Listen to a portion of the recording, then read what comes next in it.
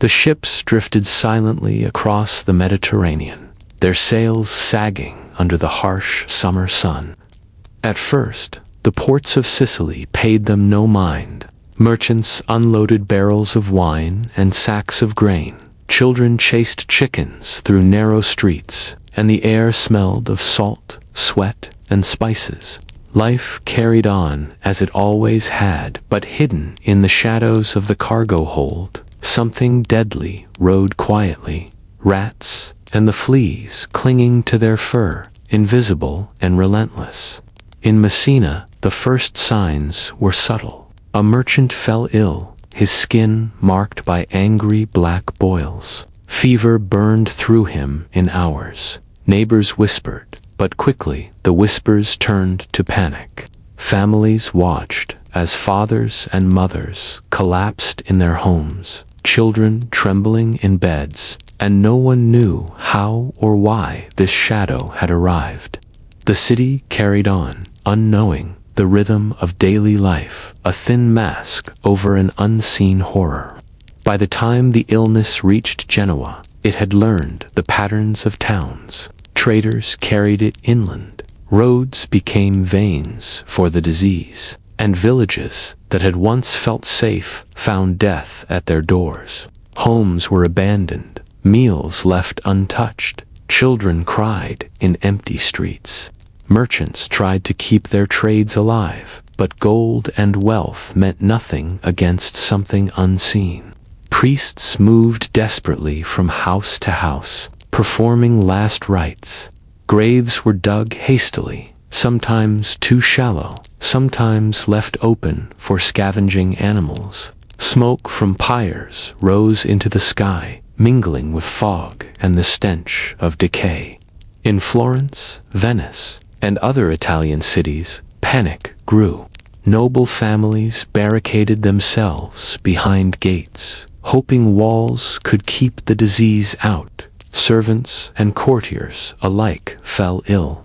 Hospitals overflowed, spilling bodies into streets. Merchants abandoned warehouses full of goods, roads littered with carts carrying corpses abandoned by fleeing towns. Fleas jumped from rats to humans with terrifying precision.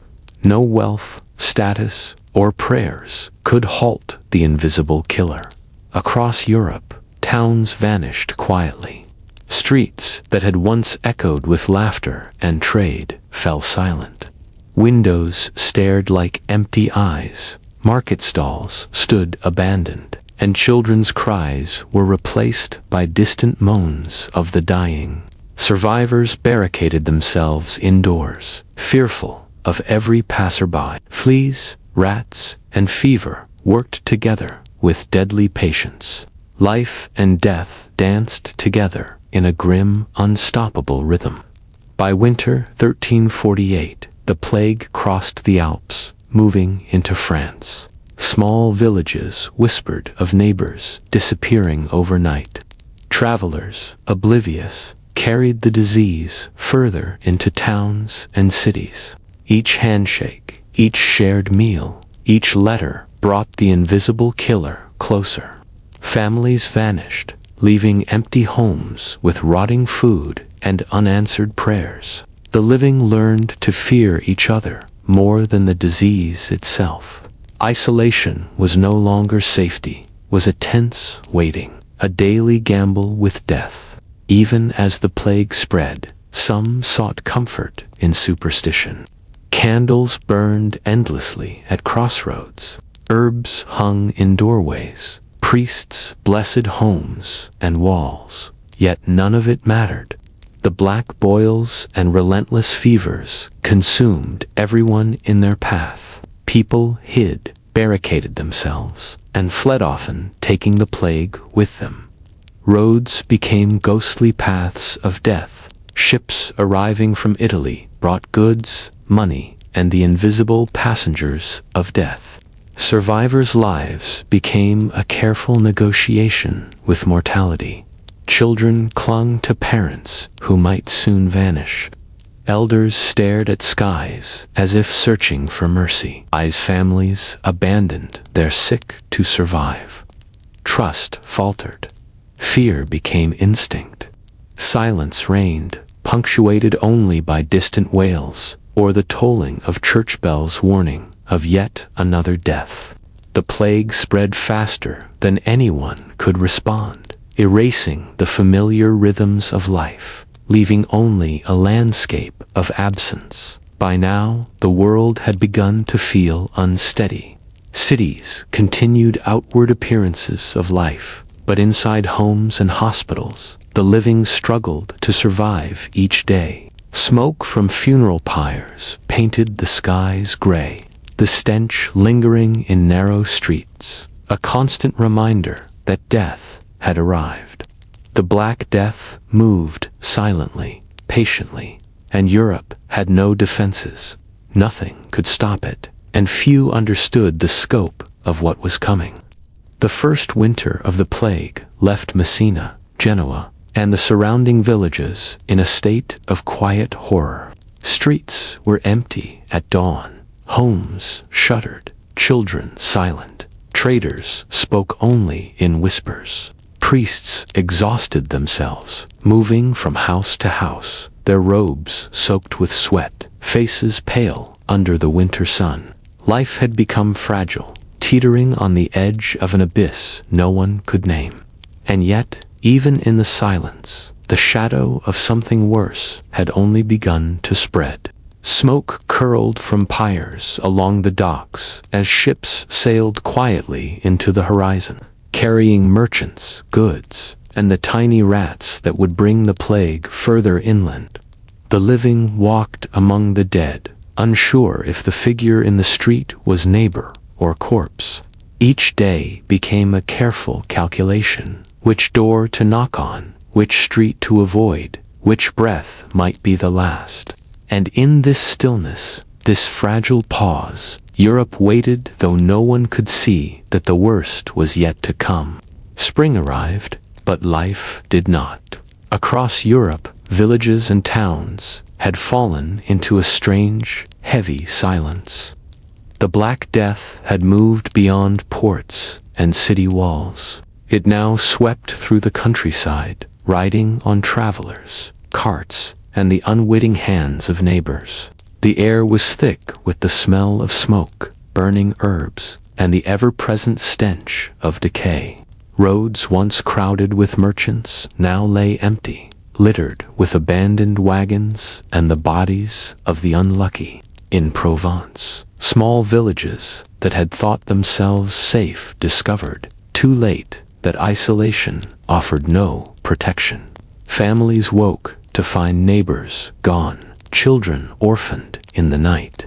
A mother's wail echoed across a deserted square, calling for children already claimed by the fever.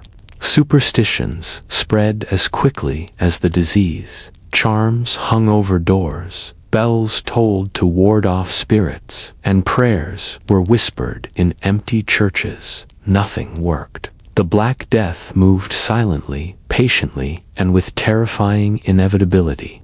In France's cities, the wealthy tried to hide. Florence's courtyards and Venice's palaces became prisons of desperation. Courtiers fell ill. Noble children vanished. Servants disappeared before they could deliver messages. Hospitals overflowed, spilling bodies into streets, churches, and abandoned homes. Smoke from funeral pyres rose like a pall over the city, mingling with the fog and chill of early spring. Merchants abandoned trade routes. Roads became corridors of death. Fleas jumped from rats to humans, spreading the plague with silent precision. England, too, felt the shadow. London, usually a cacophony of life, became muted. The streets were lined with the sick and the dying. Houses were shut and abandoned, their doors boarded to keep out visitors, or perhaps to keep in the disease. The Thames, once bustling with boats and commerce, reflected only silence and smoke. Survivors learned to fear contact, even from loved ones. Every touch became dangerous. Children wandered aimlessly, clutching dolls and toys. Parents staring from windows they could not leave. Everywhere, communities were fracturing. Families abandoned sick relatives. Neighbors refused to help. Trust evaporated like morning mist. Fear settled into bones and hearts. Even in towns untouched by the fever, the psychological toll was immense. People whispered in hushed tones, afraid that any sound, any movement, could invite the unseen killer. And the plague, relentless and indifferent, took advantage of every lapse, every human instinct that failed against it. Strange phenomena accompanied the horror. Entire households sometimes fell at once. No pattern visible, no warning given. Black boils spread rapidly across skin. Fevers consumed bodies in hours. Some claimed simply seeing the afflicted would summon the plague.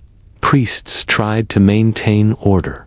Doctors attempted quarantines. Yet the Black Death ignored walls, laws, and human logic.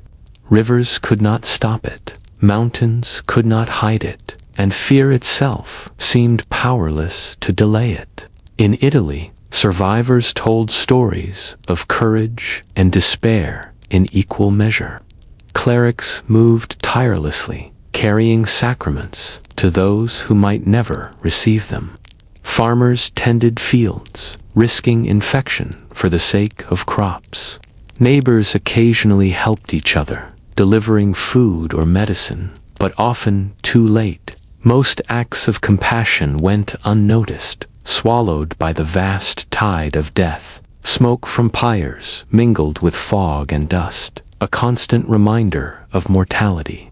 By the summer of 1349, the scale of destruction became horrifyingly clear. Millions had already perished. Towns and cities lay empty or half abandoned. Roads led to nowhere. Markets were silent.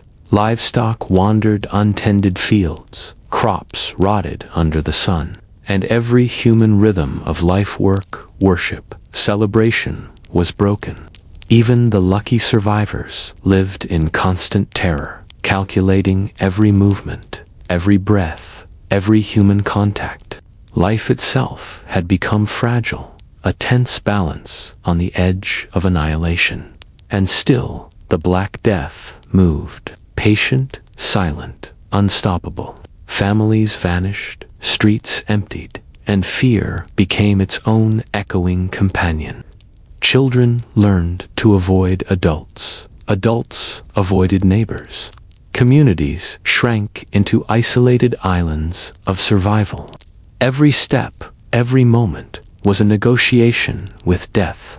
Trust, hope, and normal life had all been swallowed, leaving only the unrelenting reality of the plague's advance. Along the rivers, in villages hidden by forests, the living began to confront a terrifying truth. No place was safe. Smoke from pyres, cries from homes, and the endless procession of the dying became part of the landscape.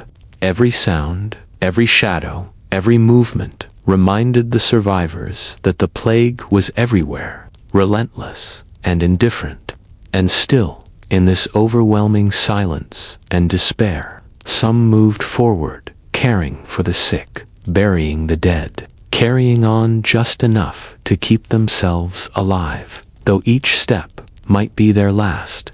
The plague's presence reached into every aspect of life, reshaping Europe in ways that would echo for centuries. People learned fear as a constant companion.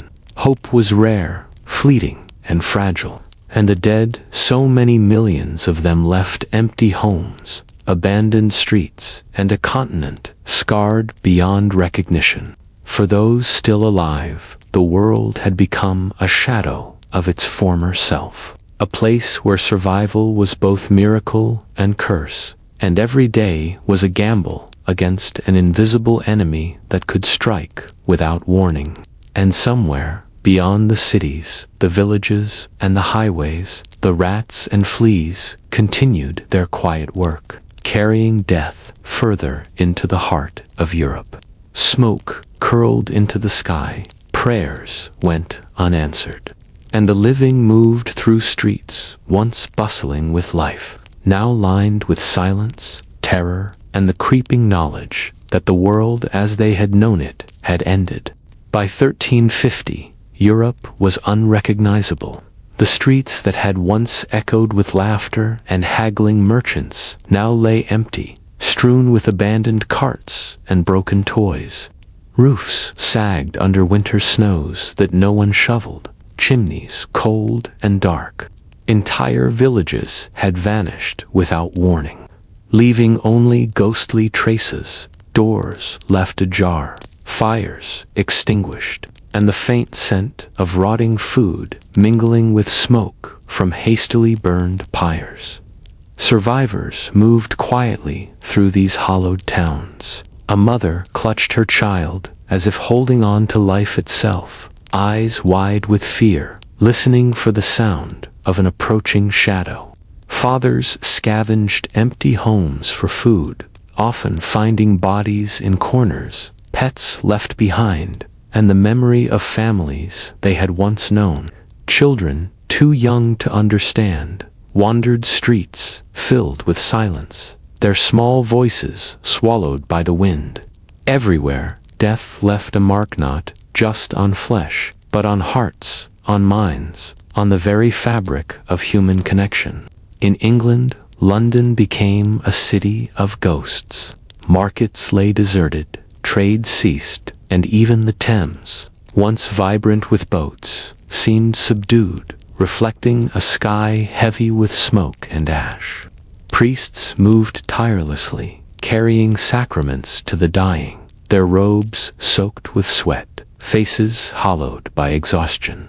Those who could survive did so only by fleeing, isolating themselves, or moving through streets that reeked of death. Trust was gone. Kindness, once abundant, became a dangerous luxury. And still, the plague crept forward, patient, unstoppable, indifferent to human effort. Across Italy, tales of courage mingled with horror. Clerics and healers worked despite the ever-present risk, carrying hope into homes where life clung to the living by the thinnest of threads. Farmers tended crops, risking fever with every breath. Neighbors risked everything to care for one another, delivering food or comfort, but too often their compassion ended in death. And yet, even these acts, small as they were, became stories whispered in the fog of despair, fragile beacons against a tide that threatened to erase them entirely. By mid-year, the full human cost was evident. Estimates suggest that 1/3 to 1/2 of Europe's population had perished. Entire generations were lost. Families were gone. Lineages broken. The rhythm of life births, marriages, festivals, daily labor had been disrupted beyond recognition. Survivors learned to navigate a world where every breath, every touch, every interaction might carry death. Life had become fragile, precious, and terrifyingly uncertain. Every step in a village, every encounter on a street, every moment of survival was a negotiation with an invisible, indifferent force. Some of the most haunting moments came from unexpected places. Children wandered cemeteries, unaware of the plague that had claimed parents and siblings. Orphans learned to survive by scavenging, sometimes living with strangers who themselves were teetering on the edge of life. In cities, houses were found abandoned, with meals still on tables, clothes folded neatly, and toys scattered, silent reminders that life had existed there, now erased. Communities that had survived together fell apart, fractured by fear, necessity, and the unrelenting advance of death. Even for those untouched directly by the disease, the psychological toll was profound. Parents hid from neighbors, afraid that a stray cough could bring disaster. Friends avoided each other. Superstitions grew rampant, mixing with grief and terror. Bells tolled, not for celebration, but for warning. Candles burned day and night. Charms hung from doors. Yet the plague moved, indifferent to rituals, to hope, or to fear. Death had become both ubiquitous and invisible, its presence felt in every shadow, every silence, every empty street. By the end of 1351, the Black Death had reshaped Europe irrevocably. Cities that had thrived for centuries were hushed, villages disappeared entirely, and millions of lives were erased. Smoke from pyres lingered in the air long after the bodies were gone. A stark reminder that the living were now haunted not only by loss, but by the memory of what had been. The survivors, scarred, isolated, and fragile, moved forward, cautiously, carrying with them the invisible weight of the horror they had endured. Every moment of life was now tempered with fear. Every glance at a neighbor, a reminder that safety was never guaranteed. The plague had revealed the fragility of civilization. It had shown that life, wealth, and even family bonds could be wiped away in days, that trust could crumble in the face of unseen forces, and that human resilience, though remarkable, was tested beyond comprehension. Europe emerged, changed, haunted by empty streets, missing voices, and memories too heavy to carry without fear. Those who survived would never forget the terror, the silence, the endless procession of the dead, and the shadows cast over the living by a force invisible yet omnipresent. Even today, when the story of the Black Death is told, we remember not only the staggering numbers, but the human faces, the grief, the courage, and the despair. Smoke still rises in our imagination, prayers still echo in deserted streets, and the fear that swept across Europe centuries ago whispers quietly, a reminder of how close life came to vanishing entirely. The world had been changed forever, and the memory of those lost remained, unbroken and unyielding, in the silence left behind.